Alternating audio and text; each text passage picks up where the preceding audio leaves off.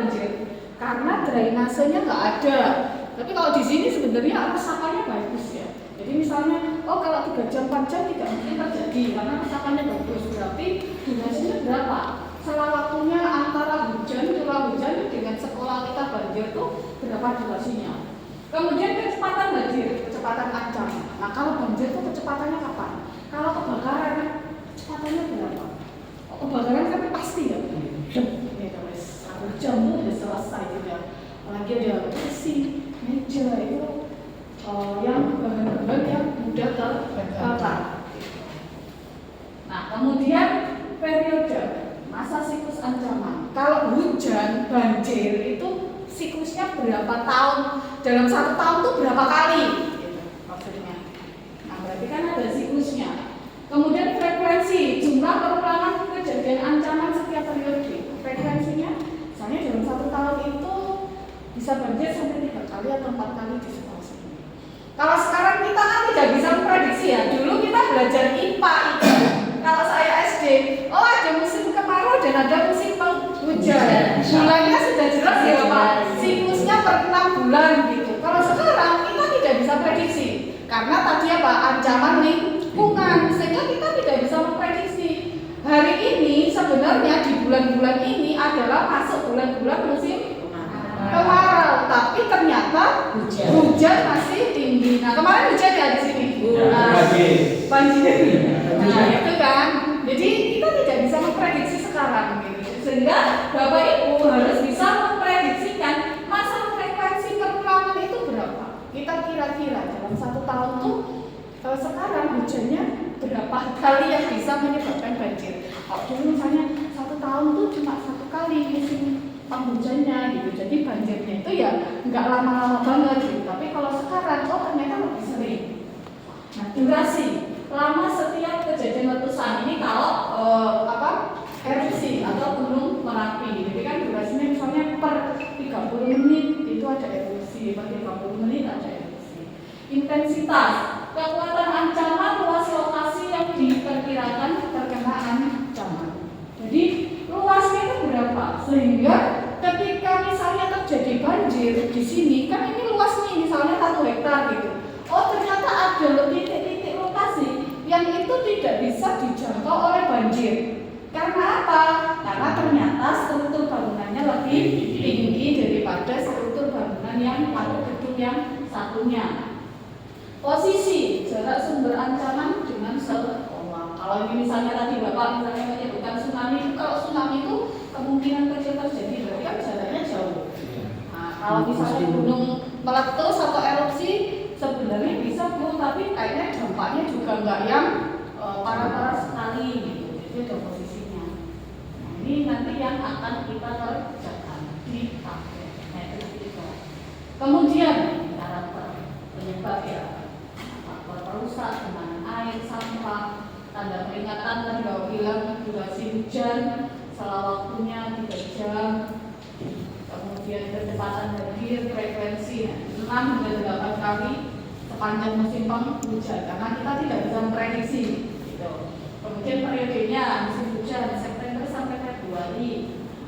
Durasi hujannya itu berarti intens 2 kali 24 jam. Intensitasnya banjir, posisinya 1 meter dari tebing sungai atau pemukiman. Nah, yang keempat ini adalah penilaian risiko bencana di sekolah kita. Nah, manusia, nyawa, kesehatan, keterampilan, pengetahuan, sikap, perkiraan bentuk resiko. Apakah resikonya ini sedang? Apakah resikonya tinggi? Apakah ketika kita terjadi banjir itu mengancam nyawa manusia? Sangat. Ataukah hanya manusianya itu luka-luka aja?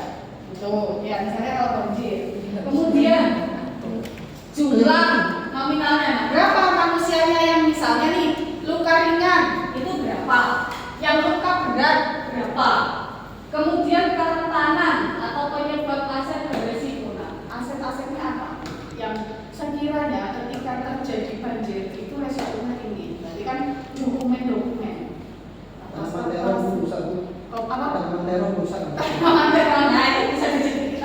Kemudian kapasitas atau kekuatan, tingkat resiko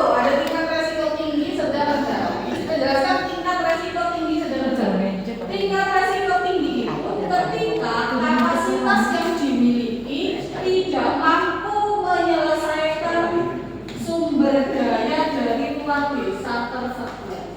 Jadi lebih besar sumber daya desa. Itu termasuk tinggi, tidak bisa diselesaikan.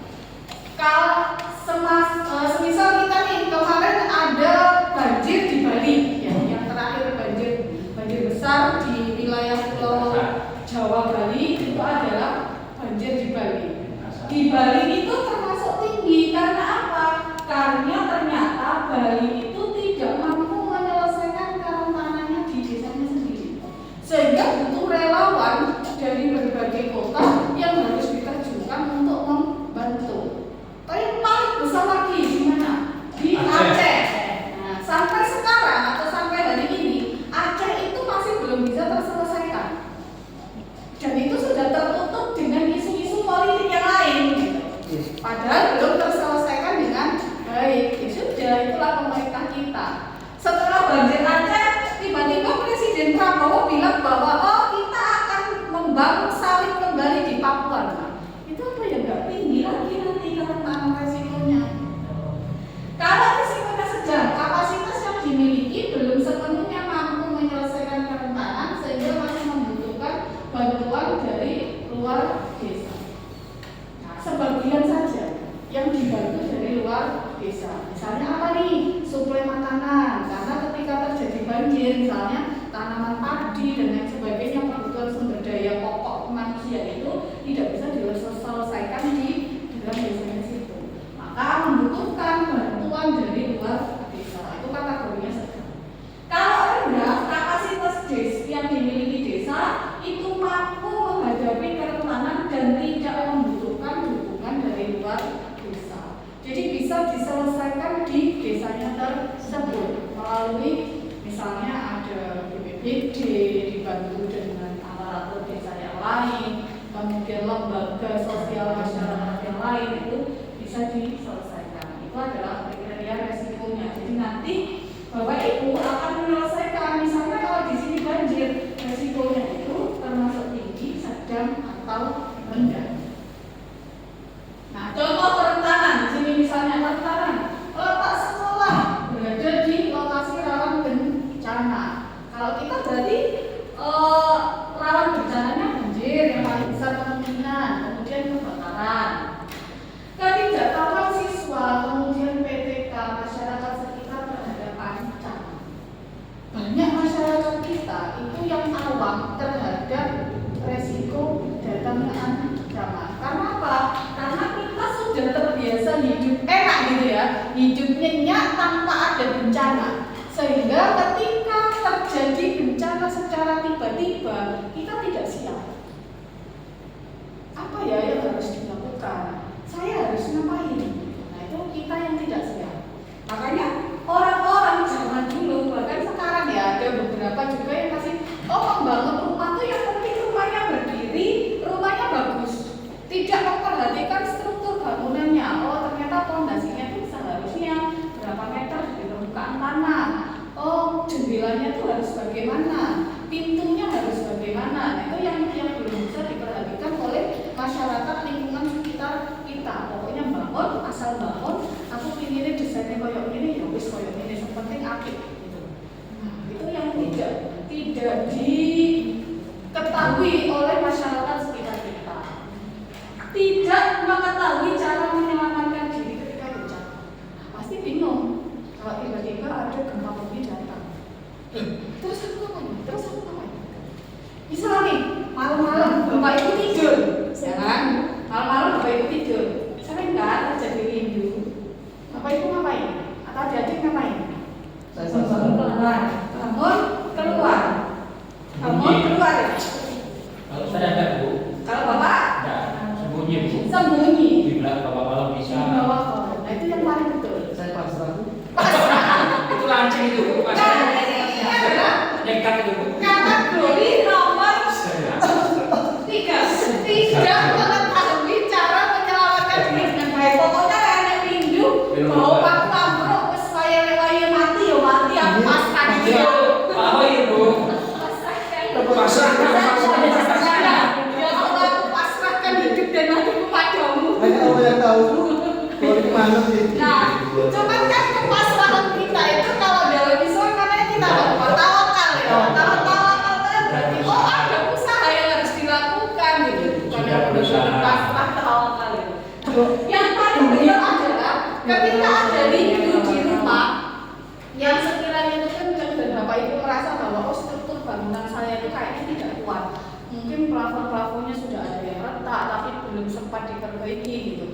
Maka jalan yang paling benar itu adalah Bapak Ibu masuk di dalam lemari kayu atau bersembunyi di bawah meja.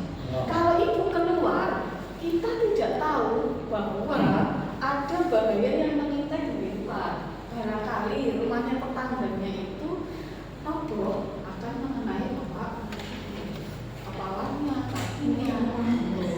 Kenapa tetap dulu kalau di luar? Maka yang paling benar seperti yang disampaikan oleh Bapak adalah Pak siapa saya? Nah, kalau pasrah itu ya Itu tak pernah dengar saya. saya tidak bisa berkata-kata kalau pasrah ya. Lo beli pasar waktu itu? Pasrah kelompok.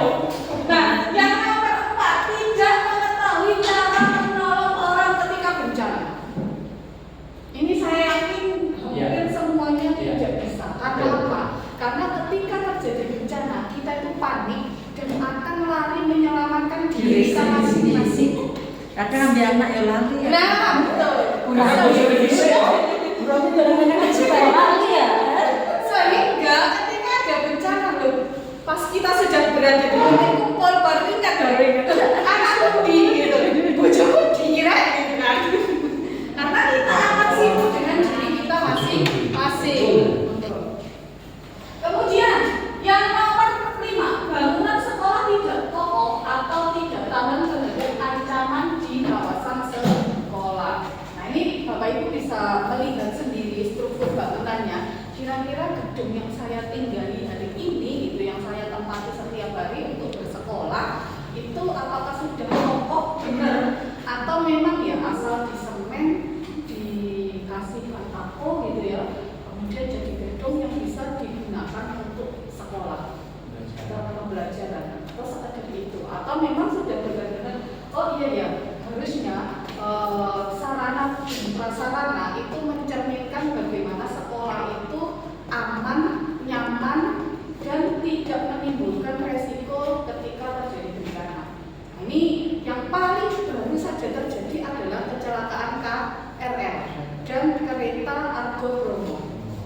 KRL yang ditabrak itu hancur di gerbong belakang. Kenapa Argo Bromo itu tidak hancur sama sekali? Bahkan kacanya itu tidak pecah. Kaca lokomotifnya itu tidak pecah sama sekali.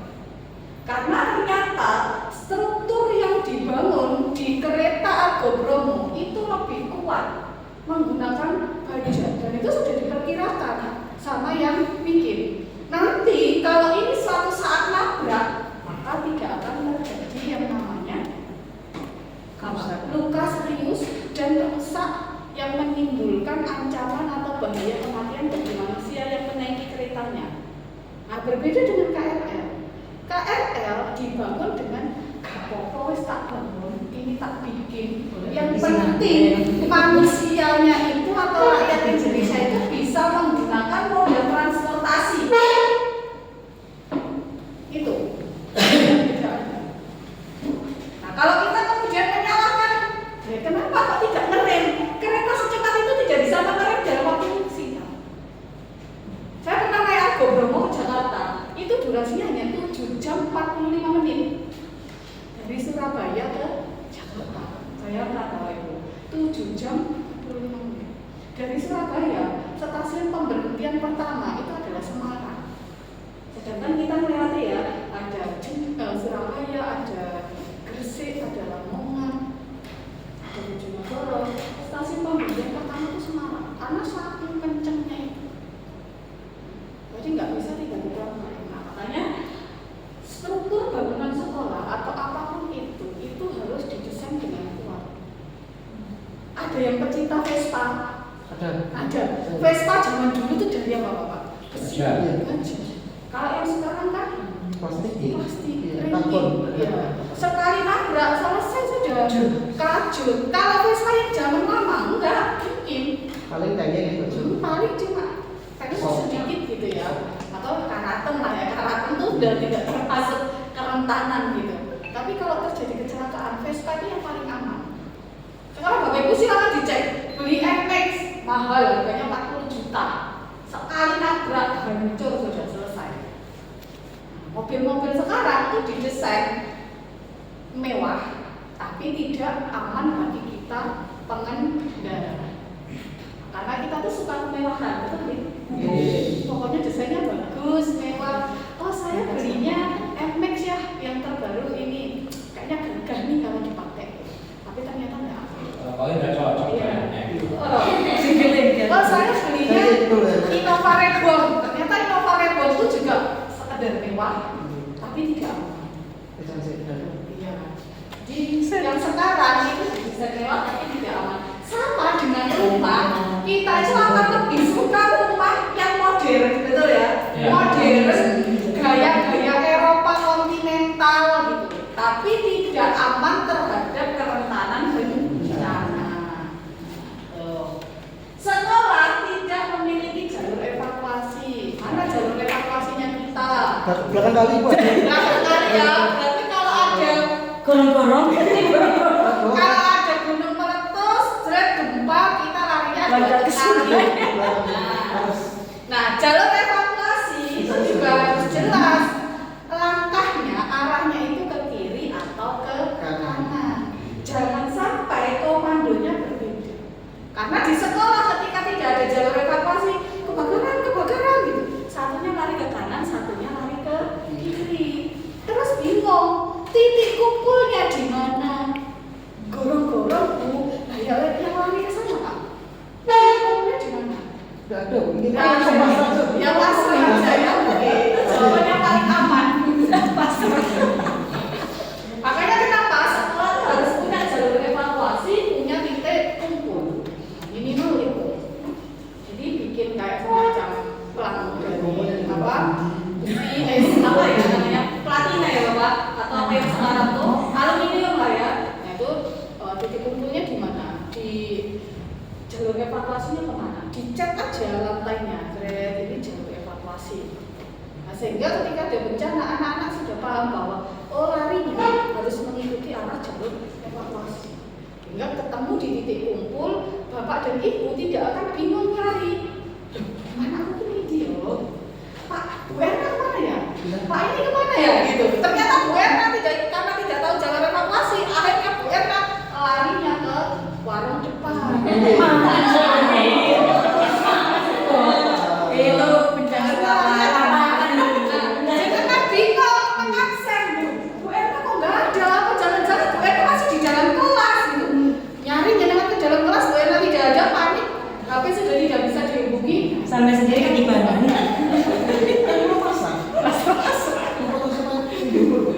Yang ketujuh, sekolah tidak memiliki alat pertolongan pertama dan tidak pernah melakukan latihan pertolongan.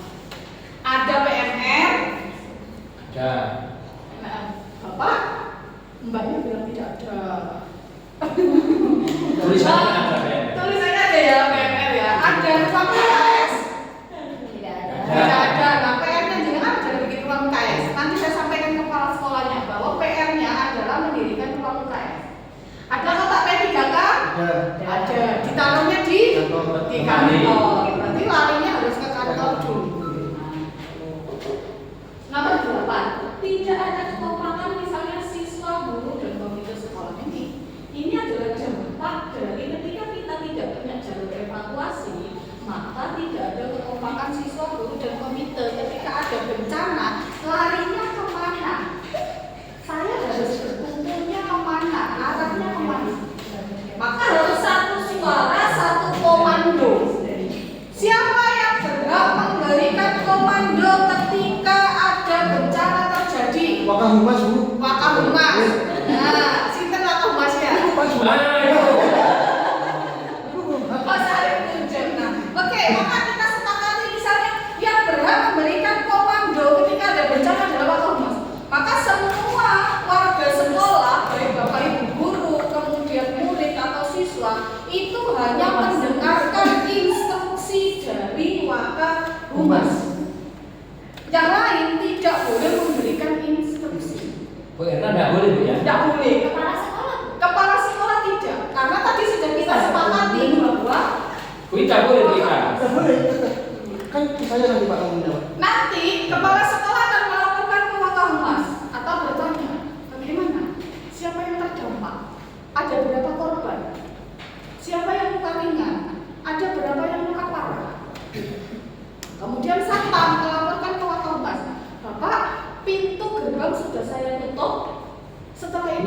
kita harus bagaimana? Kan Bapak Humas menginstruksikan kepada satpam semua diarahkan ke titik kumpul. Kita akan berkoordinasi di titik kumpul. Misalnya wakaf kesiswaan akan melaporkan ke Wakaf Humas, Bapak jumlah siswa yang masuk hari ini adalah 50, tapi ketika kita hitung kembali di titik kumpul itu adanya 35, maka 15 ini belum terdeteksi. Nah, belum terdeteksi ya yang 15. Maka siapa yang bertanggung jawab 15 ini? Misalnya pembina PNR. Nah, pembina PNR akan mencari di ruangan. Jadi tidak boleh semuanya mencari. Karena apa? Ketika terjadi bencana, itu bahaya yang datang. Itu bisa sewaktu-waktu bahaya susulan ya, bencana susulan yang datang bisa terjadi sewaktu-waktu. Makanya semuanya punya job description masing-masing. Kalau kita sepakati bahwa yang memberikan instruksi Wakaf Humas, maka semua harus melaporkan dan ikut arahan dari Wakaf Humas. Meskipun kepala sekolahnya kita libur hari ini pulang gitu, tidak bisa.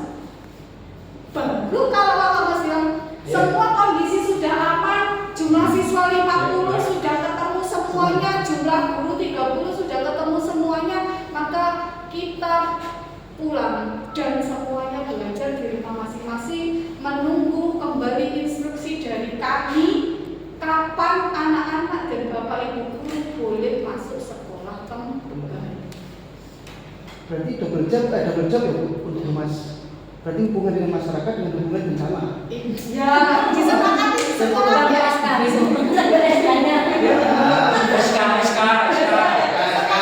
Sekolahnya itu Pak, jadi tidak bisa tiba-tiba kemudian Wakaf Humas ditunda. Ini kan saya tadi dari jenengan ya Wakaf Humas begitu ya. Wakaf Humas gitu.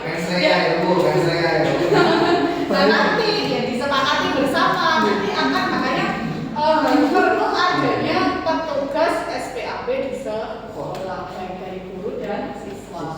Nah ini yang nomor 9. Tidak adanya komunikasi, koordinasi bersama antar guru, siswa, komite dan lingkungan sekolah. Nah ini tadi ya yang jenengan tanyakan. Bu, kalau tiba-tiba kepala sekolah menginstruksikan, berarti tidak ada komunikasi dan koordinasi, maka akan kacau. Kalau gitu, loh katanya kepala sekolah saya boleh pulang tuh. Katanya Pak Humas kok saya nggak boleh pulang, gimana tuh? Jadi harus ada komunikasi. Satu pintu. Tidak boleh dari dua arah atau tiga arah. Itu malah akan menimbulkan bencana susulan. Bencana susulannya berupa ketika terjadi bencana di sekolah, ya kan? Kita sudah di titik kumpul, Pak Humas bilang jangan pulang, Pak Kepala Sekolah bilang oke boleh pulang, siswanya pulang.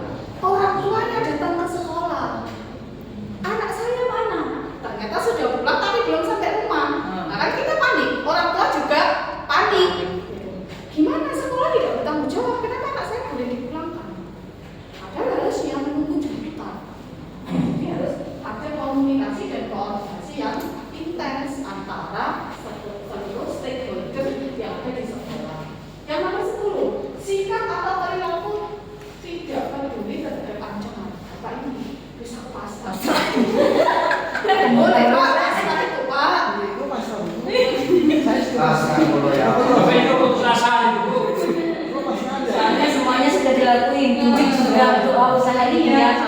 Kalau belum, Perilaku kita tidak peduli. Sudah kalau jenengan tidak peduli, salah gitu ya, double kill kalau kata anak subjek. Waduh, double kill, Salah gitu.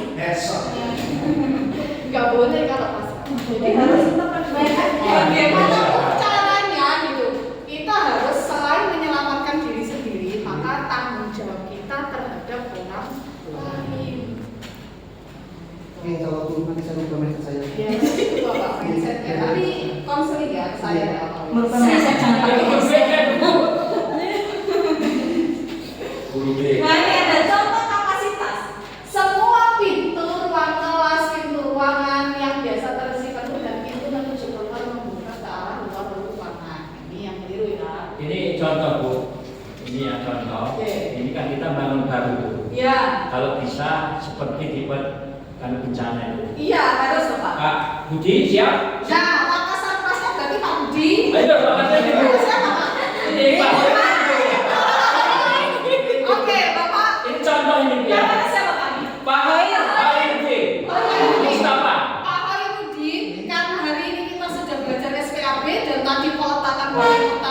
pembangunan rumah, maka struktur sarana dan prasarana sesuai dengan kaedah SPAP. Pintunya harus menghadap kemana, kemudian jendelanya bagaimana, susunan apa? Bawahnya apa? Pondasinya itu bagaimana? Jaraknya dari tanah tuh berapa meter? Itu perhatikan. Siap. Koordinasi dengan yang milik. PR-nya berarti Makassar Pras dengan jenengan ya Pak, yang punya rumah. Kalau ini rumah laporkan ke saya. Biar saya yang Kemudian keuangan ke Bu Irna. Oke, nah ini ya, jadi ya lagi saya. Nomor 2, jalan keluar tidak ada penghalang. Tidak ada penghalang itu contohnya. Biasanya yang paling sering kita jumpai adalah ketika membuka pintu rumah itu ada kolam ikan kecil-kecil di depan rumah. Ya masih banyak ya. Itu juga menjadi penghalang. Maksudnya gimana? Buka pintu Bapak, kita mau lari nih ketika ada bencana. Nah, tiba-tiba di depan pintu kan ada bangunan kolam-kolam ikan kecil-kecil. Nah, kalau kerumunannya banyak crowded gitu ya, maksudnya rame.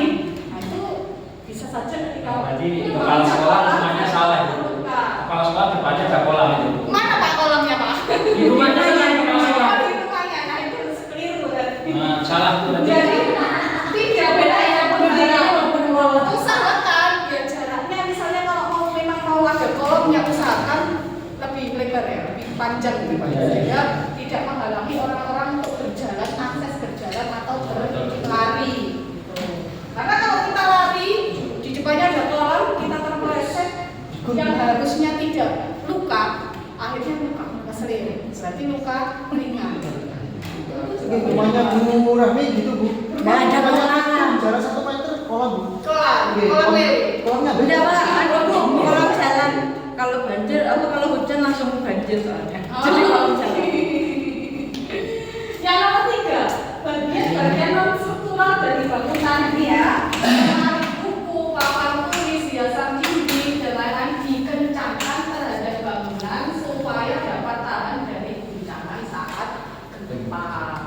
Dipaku ya Pak. Jadi figura presiden itu jangan cuma ditempel aja karena ketika terjadi guncangan itu bisa saja pakunya ada itu kemudian Hanya presiden saja.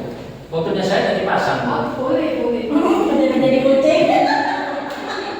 boleh. Nah misalnya gambar-gambar ini kan sebenarnya kita nggak sepele ya jadwal tiket cuma dilem tapi lemnya udah mengelupas tuh. Iya. Nah, tapi kan kalau kertas kita nggak sadar apa bahaya ya karena tidak ada figuranya. Nah yang dianggap berbahaya itu yang ada figuranya yang terbuat dari kayu.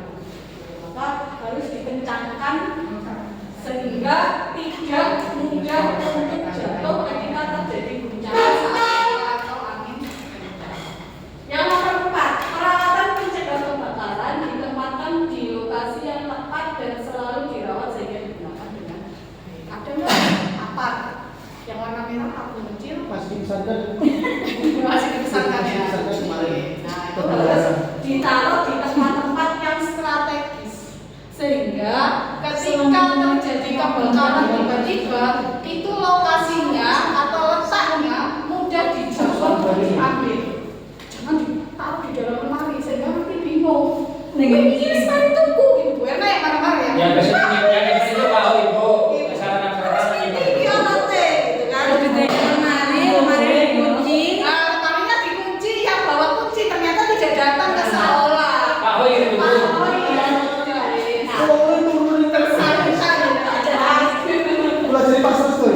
Jadi harus diletakkan di lokasi yang strategis yang bisa dilihat oleh mata dan dijangkau. Bahan yang mudah terbakar dan berbahaya semuanya dibatasi, terisolasi, dihilangkan dan dipisahkan dari sumber panas. Bahan yang mudah terbakar itu apa aja? Kayu, bensin, yang sekali dipantik di dalam Kertas. itu memang harus diletakkan jauh gitu sehingga tidak mudah untuk terbakar. Nomor 6, sistem kelistrikan terpelihara dan dijaga agar tidak diberi beban terlalu berat. Kalau kita pernah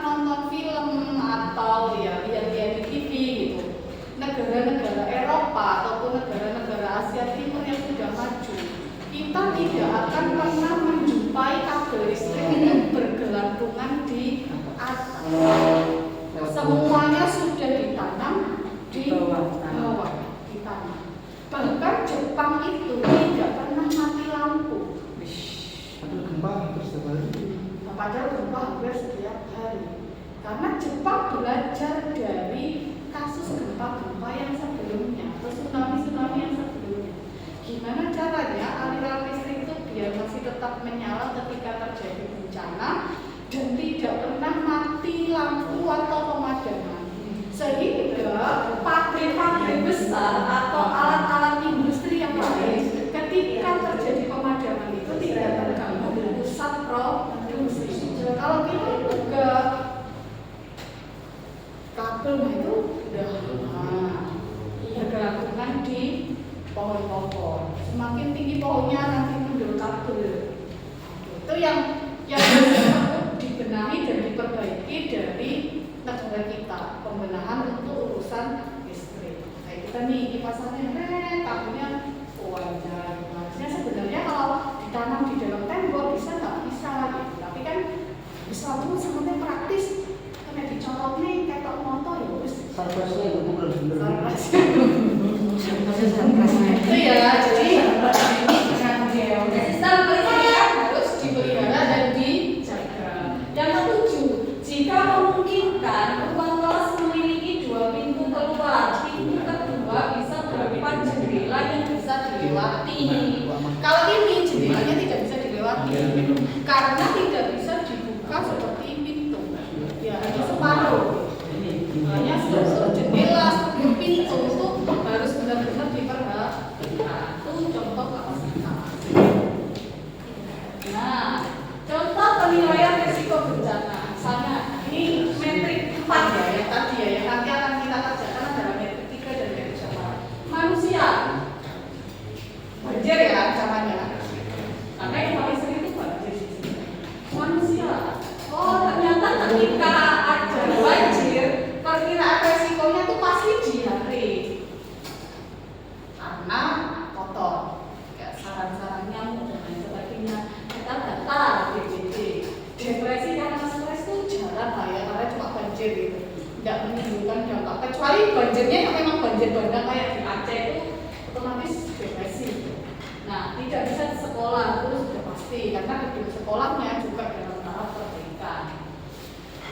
Jumlahnya berapa orang, berapa jiwa. Kemudian nominalnya, oh ketika itu ini nominalnya ini nominal berarti kalau dia itu butuh obat, butuh rumah sakit dan lain sebagainya. Kalau diuangkan itu berapa kira-kira? Oh 60 untuk perawatan pengobatan dari 52 tambah 5 tambah 11 60 juta. Kerentanan atau penyebab resiko kurang pengetahuan penanggulangan bencana tempat tinggal di dataran rendah sehingga rentan untuk banjir. Kapasitas yang tersedia untuk terdidik dan sehat, sikap mental guru memiliki semangat kreatif untuk menjalankan profesi. Kapasitas yang tersedia itu maksudnya adalah ketika terjadi banjir, gurunya itu karena sudah pelatihan maka sudah bisa untuk memiliki sikap yang kreatif. Oh anak-anak kalau banjir kita harus begini ya, nanti langkahnya begini ya. Oh anak-anak kalau ada kebakaran, hal yang pertama kali kita lakukan adalah ini ya. Jadi guru-gurunya sudah memiliki mental dan sikap untuk bisa mengatasi problem bencana yang ada di sekolah. Itu kapasitasnya yang tersedia. Tingkat resikonya tadi sedang ya, berarti kalau sedang adalah di sekolah itu bisa diselesaikan, tapi masih butuh bantuan dari pihak luar. Misalnya, di sekolah itu yang bisa diselesaikan adalah kita bisa membersihkan sendiri dari sisa-sisa banjir, nikal dan lain sebagainya. Tapi ternyata meja kursinya rusak, sehingga kita butuh bantuan dari orang lain untuk menyumbang meja dan kursi digunakan sebagai kegiatan pembelajaran karena tidak bisa diselesaikan sendiri. Infrastruktur, ruang kelas rusak, 2 kelas yang rusak akibat banjir. Diperkirakan berapa 2 kelas itu? Oh ternyata 150 juta.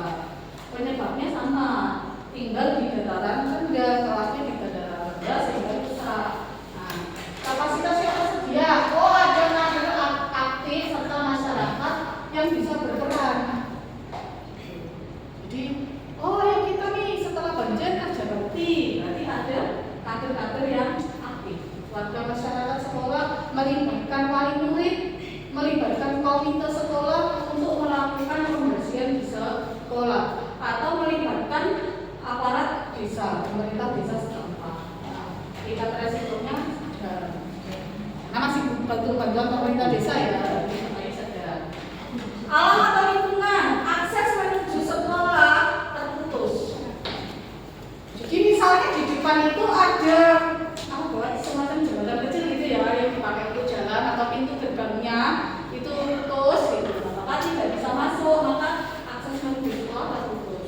Resikonya 300 meter jalan dan jembatan. Nah, ini yang besar jumlahnya diukur. Jembatannya berapa meter atau pintu gerbangnya itu yang rusak itu berapa meter. Kerugian nominalnya berapa? 10 juta. Kenapa tidak ada resapan air di sekolah sehingga jembatannya bisa rusak? Sekolah memiliki lahan yang luas, kapasitas yang tersedia. Kalau memiliki lahan luas, bangun lagi. Tingkat resikonya tinggi karena tidak bisa bangun sendiri. Sumber dayanya ada, tapi sumber keuangannya tidak ada. Maka butuh bantuan dari pihak luar, tidak bisa diselesaikan sendiri. Finansial atau ekonomi, harga benda hilang atau rusak atau hancur. Komputernya sejumlah 10, mati total tidak bisa digunakan. Lemari kaca pecah. Lemari dari kayu terendam air sehingga lapuk dan proses pembusukan. Nah itu rusak. Ini komputer tadi berapa 10 unit komputer, 3 lemari kaca, 2 lemari kayu. Nah, total kerugiannya berapa? Tidak sempat menyelamatkan barang-barang dan surat berharga. Karena di banjir itu kita kredit, jadi tidak sempat. Terus pikir urusannya, sepenting aku murid, sepenting aku selamat gitu. Kalau bapak, aku pasrah. Ketika lemari, aku pasrah gitu. Harus kita tidak sempat memikirkan itu gitu ya. Komputer siapa yang mau ketika banjir yang mau botol-botol komputer mau gini lah. Biasanya Pak Budi. Mau nggak botol-botol apa berkasnya itu? Oh banjir ini berkasnya sih soalnya orang dinas ini mau nggak Bu Yana? Nggak mau. Ya mesti tinggal aja gitu karena kita sibuk berusaha menyelamatkan diri kita sendiri. Itu Bu Erna Bu. Kapasitas yang tersedia. Oh tenaga sukarelanya ada gitu. Sama kayak ini tenaga sukarelanya ada. Maka bentuk resikonya adalah tingkatnya sosial politik. Tidak ada komunikasi sekolah dan warga sekitar. Ini menyangkut lingkungan masyarakat. Jadi resikonya, ya karena itu kita nggak tahu tiba-tiba banjir ya kita tidak bisa memprediksi sehingga tidak ada komunikasi dengan warga lingkungan sekitar karena sibuk dengan menyelamatkan diri sendiri. Resikonya nggak ada ya karena tidak ada, jadi nominalnya juga tidak ada. Penyebab kerentanan hubungan antara sekolah dan stakeholder kurang bagus, komunikasinya kurang bagus, tidak melibatkan warga masyarakat. Jadi sekolah itu seolah-olah ya wis ini aku ya diselesaikan di dalam. Kita tidak hidup lingkungan sekitar, sehingga hubungan antara sekolah dan stakeholder kurang baik. Kapasitas yang tersedia, adanya aturan secara internal yang berjalan dengan baik. Jadi ada peraturan-peraturan yang disepakati. Misalnya tadi, oh kalau ada bencana berarti Wakahumas yang bergerak. Ini ada peraturan secara internal. Wakahumas dulu. Tingkat resikonya. Ini ya, ini nanti RTL yang akan kita kerjakan adalah metode 3 dulu. Bisa dipandu dengan biologi di metode 3 tabel karakter ancaman. Melanjutkan yang itu yang silakan sesuai dengan kelompoknya masing-masing. Kelompok banjir dengan Pak Gempa ini ya. Gempa silakan berkumpul dengan kelompoknya untuk mengerjakan tabel metrik 3. Nanti setelah mengerjakan ini, satu lagi bencana yang mungkin kita tidak tahu. Kalau masalah pohon-pohonan kan sudah apa yang bisa terjadi. Cuma sekarang risikonya berkaitan dengan tower yang apa tuh Pak? Tower yang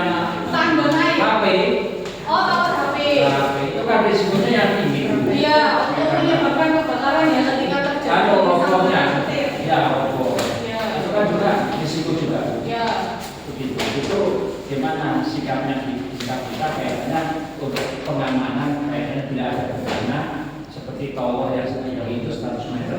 Nah itu berarti rumahnya berarti dekat dengan tower. Iya. Ya, rumahnya dekat dengan tower. Maka sebelum terjadi pembangunan tower, pihak vendor, misalnya towernya Indosat gitu ya, maka pihak Indosat kemudian yang menyewakan tempat, ya itu kan mereka sewa tempat, Iya. tanah kosongnya, yang punya tempat disewakan, kemudian tetangga kanan kirinya, depan belakangnya itu diajak duduk bersama, dimediasi oleh pemerintah desa, kepala desa, RT RW setempat. Nah, yang paham dengan struktur dan konstruksi bangunan harus menyampaikan, jangan sampai kemudian bangunan yang tinggi ini kita tidak berharap bahwa ini roboh, tapi bencana itu bisa terjadi kapan saja, di mana saja, sewaktu-waktu, maka harus ada tindakan. Struktur konstruksinya yang benar bagaimana? Kalau misalnya semisal ini roboh, maka tetangga kanan kiri depan belakang itu proses penyelamatannya bagaimana? Proses ganti ruginya bagaimana? Seperti itu. Hanya kayak misalnya nih, yang di Banyuwangi itu yang ramai kemarin pembangunan McD gitu. Nah McD itu kan sampai demo tuh. Nah itu ada masyarakat yang setuju, ada yang tidak setuju. Nah yang tidak setujunya, mereka pasti tahu bahwa ketika kita tidak setuju itu bukan serta-merta kita tidak mau Banyuwangi maju, tapi ada hal-hal yang nantinya itu akan merugikan masyarakat.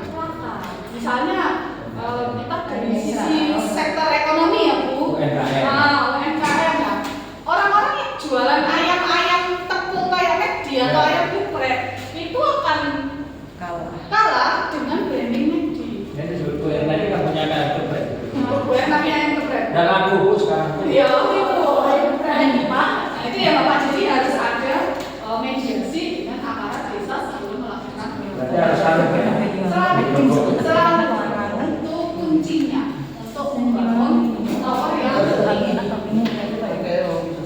lagi yang mau ditanyakan sebelum kita mengerjakan metode 3? Aku ya silakan berkumpul dengan kelompoknya masing-masing. Kita ancaman semuanya kan secara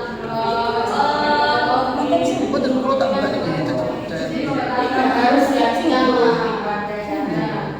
harus dari ini yang mana? Posisi itu. Pastikan kebakaran.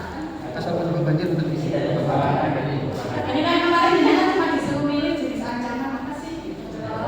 Kalau yang sekarang kita akan mengerjakan yang benar-benar beresiko. Ada mau kasih jawab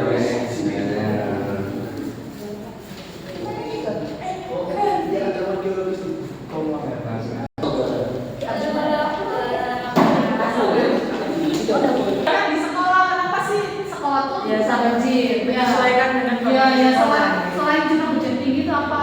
Ternyata misalnya Buang sampah sembarangan. Cerita. kurangnya peralatan sawi. Kenapa di sini sana? Kan lupa kawinnya. Sini Ron, itu main apa itu? Proses kamu. Apa ini? Kamu babi? Ya berarti. Betul. Iya, sumpah.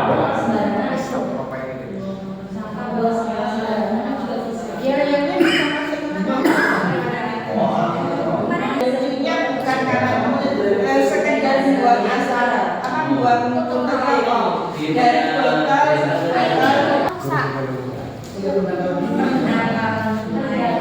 Tikus bisa.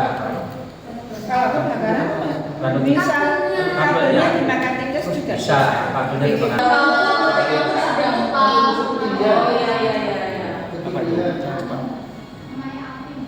Sekarang kalau kita Kecepatan hadir, kalau yang banjir tidak. mulai tanda-tanda banjir itu munculkan sampai menjadi banjir besar itu berapa jam. Jadi dilihat dari ketinggian airnya, dari apa namanya banyak warna airnya yang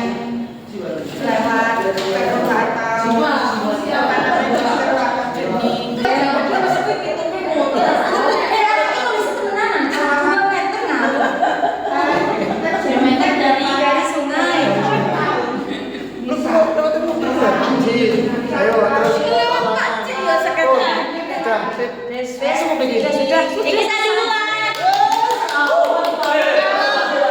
Kalau sudah ditempel kita kerjakan materi keempat.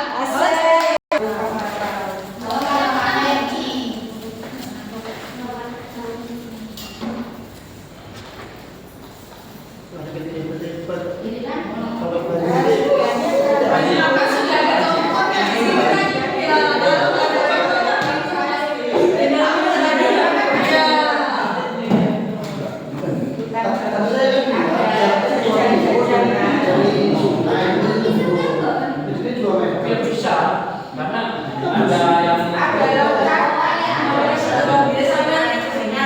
banyak itu materinya. Panjang kan? Oh iya.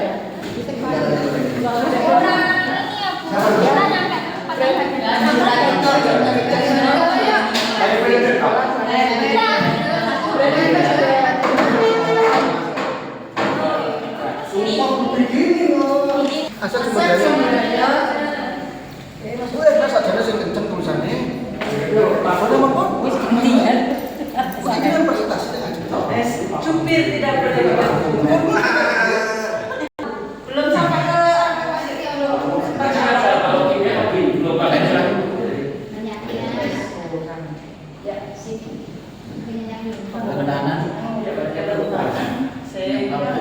Kerentanan penyebab aset beresiko. Sorry. Kerentanan aja nggak apa-apa. Penyebab aset. Iya,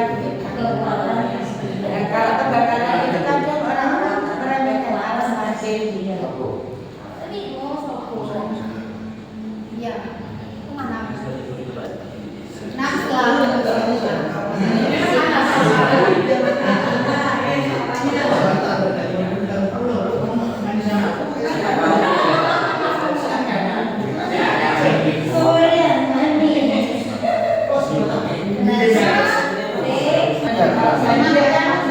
Suruh bisa langsung tapi kan kalau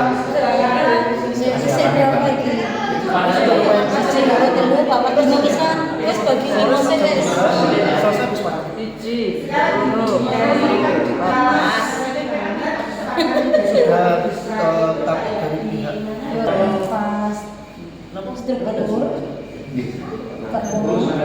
dari pihak bangunan, jalan, jaringan, rumah, sekolah.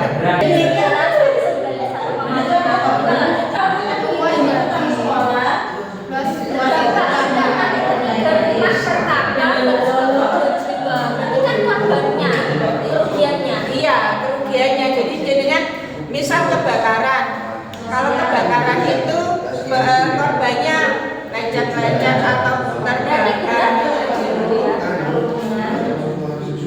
Karena korban material sama imaterialnya